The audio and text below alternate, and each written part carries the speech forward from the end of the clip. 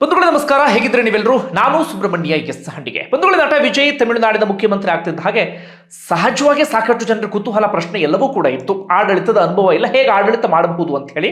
ಆದರೆ ಇಲ್ಲಿಯವರೆಗೆ ಈ ಹಂತದವರೆಗೆ ಅವರ ಆಡಳಿತಕ್ಕೆ ಸಂಬಂಧಪಟ್ಟ ಹಾಗೆ ಅಂತಹ ಆಕ್ಷೇಪ ಅಂಥದ್ದೇನೂ ಕೂಡ ಇಲ್ಲ. ಬಹುತೇಕ ಕಡೆಗಳಲ್ಲಿ ಪ್ರಶಂಸೆ ವ್ಯಕ್ತವಾಗ್ತಾ ಇದೆ ತೆಗೆದುಕೊಳ್ತಿರುವಂತಹ ಒಂದಷ್ಟು ನಿರ್ಧಾರ. ಇತ್ತೀಚೆಗೆ ಭ್ರಷ್ಟಾಚಾರದ ವಿರುದ್ಧವಾಗಿ, ಲಂಚಬಾಕತನದ ವಿರುದ್ಧವಾಗಿ ಒಂದಷ್ಟು ಗಟ್ಟಿಯಾದಂತಹ ಡಿಸಿಷನ್ ಅನ್ನ ತೆಗೆದುಕೊಂಡರು. ಹಿಂದಿನ ವಿಡಿಯೋದಲ್ಲಿ ಅದನ್ನ ನಿಮಗೆ ಕಂಪ್ಲೀಟ್ ಆಗಿ ಎಕ್ಸ್ಪ್ಲೇನ್ ಮಾಡಿದ್ದೇನೆ. ಅದಕ್ಕೆ ಸಂಬಂಧಪಟ್ಟಾಗೆ ಎಲ್ಲರೂ ಕೂಡ ಪರವಾಗಿಲ್ಲ, ಒಳ್ಳೆ ಕೆಲಸ ಮಾಡ್ತಿದ್ದಾರೆ ಎನ್ನುವಂತ ಮಾತನ್ನ ಹೇಳ್ತಾ ಇದ್ದಾರೆ. ಈಗ ಇನ್ನೊಂದು ವಿಚಾರಕ್ಕೆ ಸಂಬಂಧಪಟ್ಟ ಹಾಗೆ ಒಂದು ದೊಡ್ಡ ಹೆಜ್ಜೆಯನ್ನ ಇಟ್ಟಿದ್ದಾರೆ, ಅಥವಾ ಬಹಳ ಗಟ್ಟಿ ನಿರ್ಧಾರವನ್ನ ತೆಗೆದುಕೊಳ್ತಿದ್ದಾರೆ ಅಂದ್ರೂ ಕೂಡ ತಪ್ಪಾಗ್ಲಿಕ್ಕಿಲ್ಲ.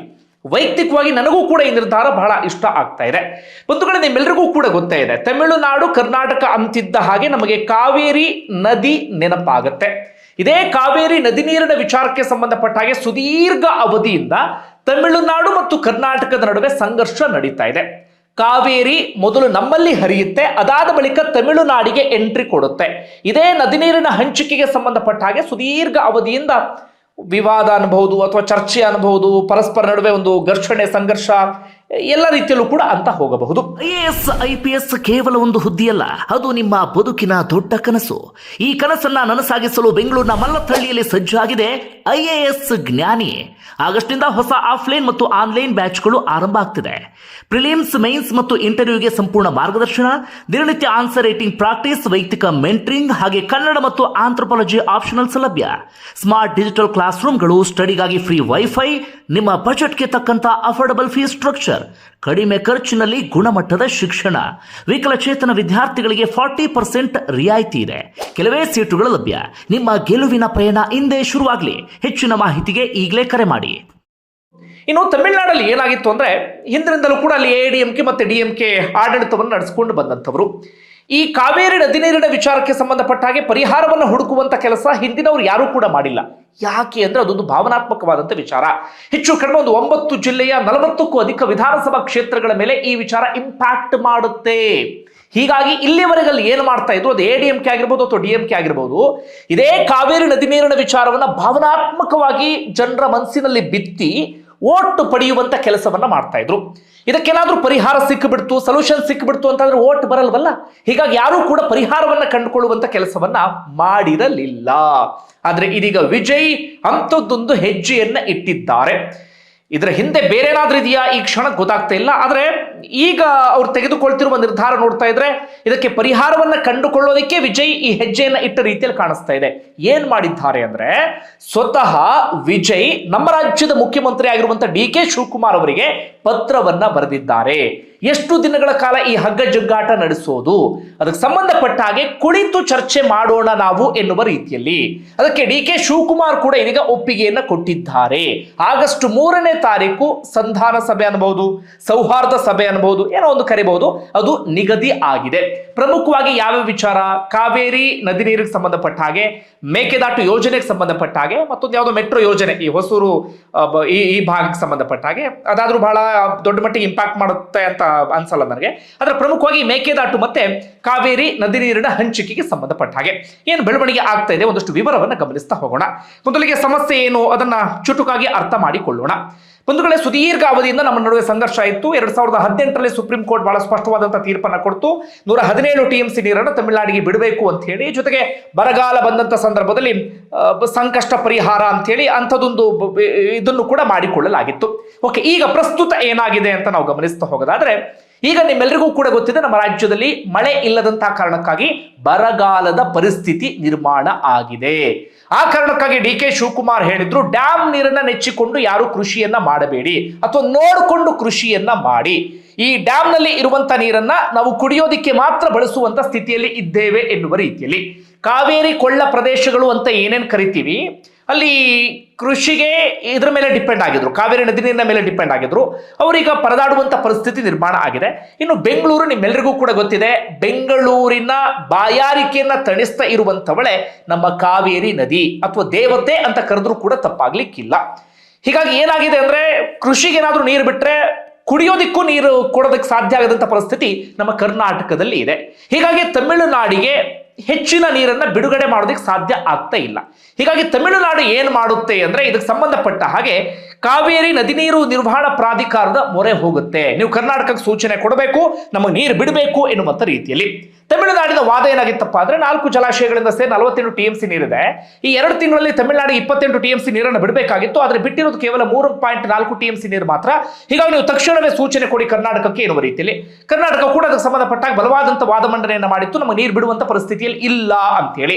ಅದನ್ನ ಮನಗಂಡು ಕಾವೇರಿ ನದಿ ನೀರು ನಿರ್ವಹಣಾ ಪ್ರಾಧಿಕಾರ ಹೇಳುತ್ತೆ ಯಥಾಸ್ಥಿತಿಯನ್ನ ಕಾಯ್ದುಕೊಂಡು ಹೋಗಿ ಅಂತ. ಕರ್ನಾಟಕಕ್ಕೆ ಅದೊಂದು ರೀತಿಯಲ್ಲಿ ತಾತ್ಕಾಲಿಕ ರಿಲೀಫ್ ಅಂದ್ರೂ ಕೂಡ ತಪ್ಪಾಗ್ಲಿಕ್ಕಿಲ್ಲ. ಮುಂದಿನ ಸಭೆ 28ಕ್ಕೆ ನಿರ್ಧಾರ ಆಗಿದೆ. ಅವತ್ತೇನು ನಿರ್ಧಾರವನ್ನ ತೆಗೆದುಕೊಳ್ತಾರೆ ಅದನ್ನು ಕಾದು ನೋಡಬೇಕಾಗಿದೆ. ಇದು ಒಂದು ವಿಚಾರವ.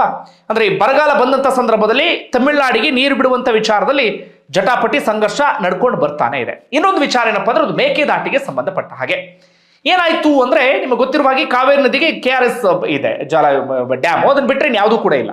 ಈಗ ಏನಾಗ್ತಿದೆ ಅಂದ್ರೆ, ಬೇರೆ ಸಂದರ್ಭದಲ್ಲಿ ಬಹಳ ಚೆನ್ನಾಗಿ ಮಳೆ ಆದಂತ ಸಂದರ್ಭದಲ್ಲಿ ಹೆಚ್ಚುವರಿ ನೀರು ಸಮುದ್ರಕ್ಕೆ ಹೋಗ್ತಾ ಇದೆ, ಅದು ಪೋಲ್ ಆಗ್ತಾ ಇದೆ. ಈಗ ಕರ್ನಾಟಕ ಒಂದು ಪ್ಲಾನ್ ಅನ್ನ ಮಾಡುತ್ತೆ, ಅದಕ್ಕೊಂದು ಸಮತೋಲಿತವಾಗಿರುವಂತ ಡ್ಯಾಮ್ ಅನ್ನ ಕಟ್ಟೋಣ ಎನ್ನುವ ರೀತಿಯಲ್ಲಿ. ಒಂದು ಕುಡಿಯುವ ನೀರು, ಈ ಬೆಂಗಳೂರಿಗೆ ಹೆಚ್ಚುವರಿಯಾಗಿ ಒಂದು 4 TMC ನೀರು ಸಿಗುತ್ತೆ ಎನ್ನುವ ರೀತಿಯಲ್ಲಿ. ಇನ್ನು ಜಲ ವಿದ್ಯುತ್ ಅನ್ನ ಉತ್ಪಾದನೆ ಮಾಡುವಂತ ಉದ್ದೇಶದಿಂದಾಗಿ ಕರ್ನಾಟಕ ಈ ಪ್ಲಾನ್ ಅನ್ನು ಮಾಡ್ಕೊಳ್ಳುತ್ತೆ. ಆರಂಭದಲ್ಲಿ ಸಾಕಷ್ಟು ಸವಾಲುಗಳು ಎದುರಾಗುತ್ತೆ. ಕಾರಣ 12,000 ಎಕರೆ ಪ್ರದೇಶ ಬೇಕು, ಅದರಲ್ಲಿ ಬೇಕಾದಷ್ಟು ಅರಣ್ಯ ಪ್ರದೇಶ ಬರುತ್ತೆ, ದೊಡ್ಡ ಬಜೆಟ್ ಅದಕ್ಕೆ ವಿನಿಯೋಗಿಸಬೇಕಾಗಿರುತ್ತೆ. ಬಜೆಟ್ ಆದ್ರೂ ಸಮಸ್ಯೆ ಅಲ್ಲ, ಆದ್ರೆ ಈ ಪರಿಸರ ಇಲಾಖೆಯಿಂದೆಲ್ಲ ಅನುಮತಿ ಎಲ್ಲ ಬೇಕಾಗಿರುತ್ತಲ್ಲ. ಆಗ ಕರ್ನಾಟಕ ಹೇಳುತ್ತೆ ರಿವರ್ಸ್ ಫಾರೆಸ್ಟ್ ಅಂತ ಹೇಳಿ, ಅಂದ್ರೆ ಕಂದಾಯ ಇಲಾಖೆಯ ಜಾಗವನ್ನ ಅರಣ್ಯ ಇಲಾಖೆಗೆ ಹಸ್ತಾಂತರ ಮಾಡಿ ಇಲ್ಲಿ ಎಷ್ಟು ಮರ ಕಡಿತೀವಿ ಅಲ್ಲಿ ಅದನ್ನ ಬೆಳೆಸ್ತೀವಿ ಎನ್ನುವಂತ ರೀತಿಯಲ್ಲಿ. ಒಟ್ಟಾರೆ ಇಂಥದ್ದೆಲ್ಲವೂ ಕೂಡ ಆಗ್ತಾನೆ ಇತ್ತು. ಈ ಮೇಕೆದಾಟು ಯೋಜನೆಗೆ ಸಂಬಂಧಪಟ್ಟ ಹಾಗೆ ಹಂತವಾಗಿ ಒಂದಷ್ಟು ಸಮಸ್ಯೆಗಳೆಲ್ಲವೂ ಕೂಡ ಕ್ಲಿಯರ್ ಆಗ್ತಾ ಬಂದಿದೆ. ಇದರ ನಡುವೆ ತಮಿಳುನಾಡು ಇದಕ್ಕೆ ತೀವ್ರವಾದಂತ ಆಕ್ಷೇಪವನ್ನು ವ್ಯಕ್ತಪಡಿಸಿತ್ತು. ಅದಕ್ಕೆ ಮುಂಚೆ ಮೇಕೆದಾಟು ಎಲ್ಲಿ ಅಂದ್ರೆ, ಈ ರಾಮನಗರದ ಕನಕಪುರ ಇದೆಯಲ್ಲ, ಅಲ್ಲಿ ಸಂಗಮ ಅಂತ ಕರಿತೀವಿ ನೋಡಿ. ಈ ಅರ್ಕಾವತಿ ಕಾವೇರಿ ಇದಾಗತ್ತಲ್ಲ, ಅದು ಸಂಗಮ ಅಂತ ಹೇಳಿ ಕರಿತೀವಿ. ಅಲ್ಲಿ ಒಂದು 3 ಕಿಲೋಮೀಟರ್ ದೂರದಲ್ಲಿ ಮೇಕೆದಾಟಿದೆ. ಅಲ್ಲೇ ಈ ಮೇಕೆದಾಟು ಡ್ಯಾಮ್ ಅನ್ನ ನಿರ್ಮಾಣ ಮಾಡೋದಕ್ಕೆ ಈಗ ಪ್ಲಾನ್ ಅನ್ನ ಮಾಡಿಕೊಂಡಿರೋದು. ಹರಿದು ಹೋಗುವಂತೆ ಹೆಚ್ಚುವರಿ ನೀರನ್ನು ಅಲ್ಲಿ ಸಂಗ್ರಹ ಮಾಡಬೇಕು ಅಂತ. ಅಂದ್ರೆ ಕರ್ನಾಟಕ ಪ್ಲಾನ್ ಏನು, ಒಂದು ಕುಡಿಯುವ ನೀರಿಗೆ, ಮತ್ತೊಂದು ಜಲ ವಿದ್ಯುತ್ಗೆ, ಮತ್ತೊಂದು ಏನು ಅಂದ್ರೆ ಈ ತಮಿಳುನಾಡಿಗೆ ನಾವು ನೀರು ಬಿಡಬೇಕಲ್ಲ, ಬರಗಾಲದ ಸಂದರ್ಭದಲ್ಲಿ ನೀರು ಬಿಡಕ್ಕಾಗಲ್ಲ. ಹೀಗಾಗಿ ಹೆಚ್ಚುವರಿ ನೀರು ಬಂದಾಗ ಅದನ್ನು ಸಂಗ್ರಹಿಸಿಟ್ಕೊಂಡು ಬರಗಾಲ ಆದಾಗ ತಮಿಳುನಾಡಿಗೆ ಆರಾಮಾಗಿ ಬಿಡಬಹುದು ಅನ್ನೋದು ಕೂಡ ಕರ್ನಾಟಕದ ಪ್ಲಾನ್ ಆಗಿತ್ತು. ಆದ್ರೆ ತಮಿಳುನಾಡಿನ ಆಕ್ಷೇಪ ಏನಪ್ಪಾ ಅಂದ್ರೆ, ಮೇಕೆದಾಟು ಡ್ಯಾಮ್ ಅನ್ನ ಕಟ್ಟಿಬಿಟ್ರೆ ನೈಸರ್ಗಿಕವಾಗಿ ನೀರೇನು ಹರಿದು ಹೋಗುತ್ತೆ ತಮಿಳುನಾಡಿಗೆ, ಅದನ್ನ ಇವರು ತಡೆದ ರೀತಿಯಲ್ಲಿ ನಮಗೆ ನೀರು ಸರಿಯಾದ ರೀತಿಯಲ್ಲಿ ಬರೋದಿಲ್ಲ, ಅದರ ಮೇಲೆ ಕಂಪ್ಲೀಟ್ ಕಂಟ್ರೋಲ್ ಅನ್ನ ಕರ್ನಾಟಕ ಇಟ್ಕೊಂಡು ಬಿಡುತ್ತೆ ಅನ್ನೋದು ಅವರ ವಾದ.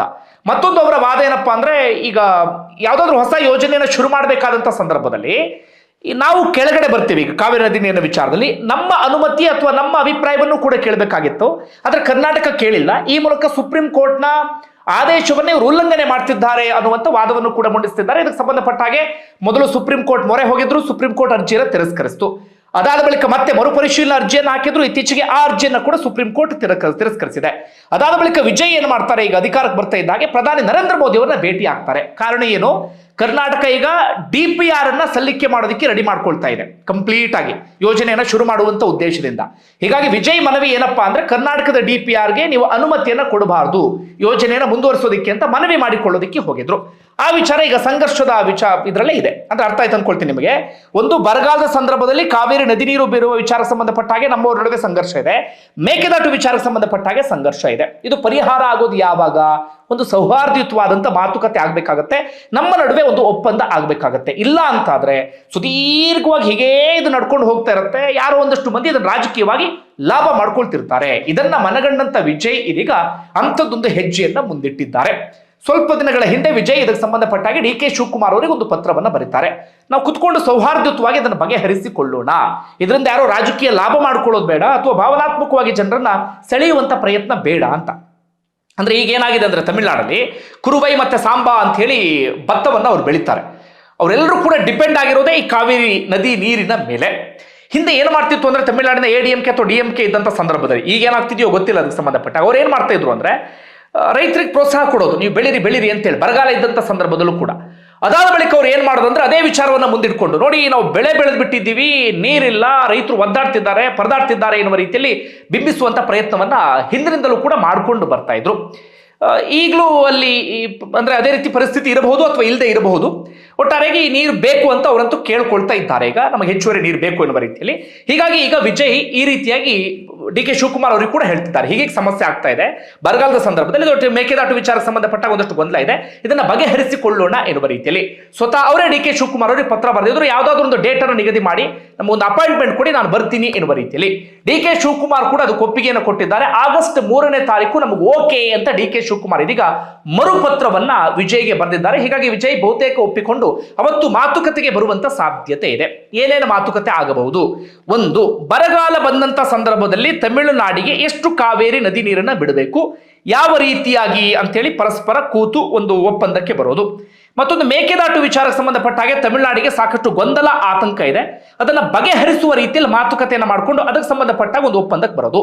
ತಮಿಳುನಾಡು ಮೇಕೆದಾಟಿಗೆ ಅಡ್ಡಗಾಲು ಹಾಕಿಲ್ಲ ಅಂತಂದ್ರೆ ಮೇಕೆದಾಟಿಗೆ ಸಮಸ್ಯೆ ಆಗಲ್ಲ. ಇನ್ನು ಬರಗಾಲದ ಸಂದರ್ಭದಲ್ಲೂ ಕೂಡ ತಮಿಳುನಾಡು ಖ್ಯಾತೆ ತೆಗೆದಿಲ್ಲ ಅಂತಂದ್ರೆ ಅದಕ್ಕೂ ಕೂಡ ಸಮಸ್ಯೆ ಆಗೋದಿಲ್ಲ.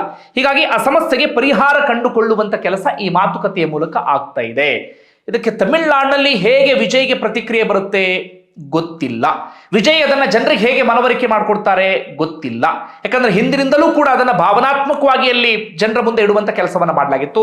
ಈಗ ವಿಜಯ್ ದಿಢೀರಂತ ನಾವು ಕರ್ನಾಟಕ ಜೊತೆ ಮಾತುಕತೆ ಮಾಡ್ತೀವಿ ಅಂದಾಗ ಅಲ್ಲಿನ ಜನರ ಪ್ರತಿಕ್ರಿಯೆ ಹೇಗಿರುತ್ತೆ ಅದನ್ನ ಕಾದು ನೋಡಬೇಕಾಗಿದೆ. ಆದ್ರೆ ವಿಜಯ್ ಒಂದೊಳ್ಳೆ ಹೆಜ್ಜೆಯನ್ನ ಇಡ್ತಿರೋದಂತೂ ಹೌದು. ನಿಮ್ಗೇನಷ್ಟೇ ಕಮೆಂಟ್ ಮಾಡಿ. ಧನ್ಯವಾದ.